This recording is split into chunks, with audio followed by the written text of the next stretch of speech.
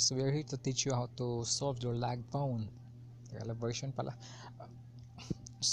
So andito ako para turuan ko kayo kung paano masolve yung mga lag phone nyo, lalong lalo na sa mga naglalaro ng ML at sa mga katulad kong 1 GB RAM lang, no? So kahit yung screen recorder mahirap siyang i-install kasi nga lag. Then nagawa ko na siya ng paraan. So eto siya, follow the steps. Punta tayo sa settings. Then hanapin natin yung developer option. Andun, then tap niyo siya ng 7, mga about 7 ata, kasi sa phone ko is 7 siya bago nag-activate yung developer. So developer option. So tap niyo lang siya. Di ba naka-off yan, no? Naka-off ganyan siya. Tapos i-on niyo lang.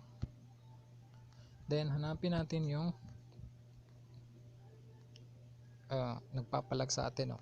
So yan, window animation scale, transition animation scale, animator duration scale. Click nyo yan, gawin yung off. Transition animation scale, gawin nating off.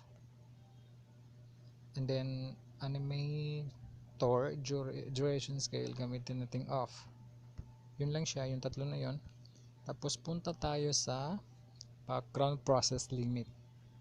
Naka standard limit siya, then click natin, gawin natin no background process.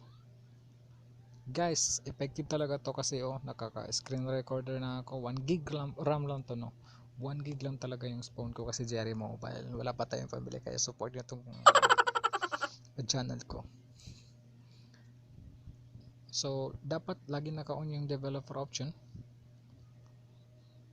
So guys, click subscribe, no, para ma-update ko din kayo kung ano yung mga nalalaman ko pa.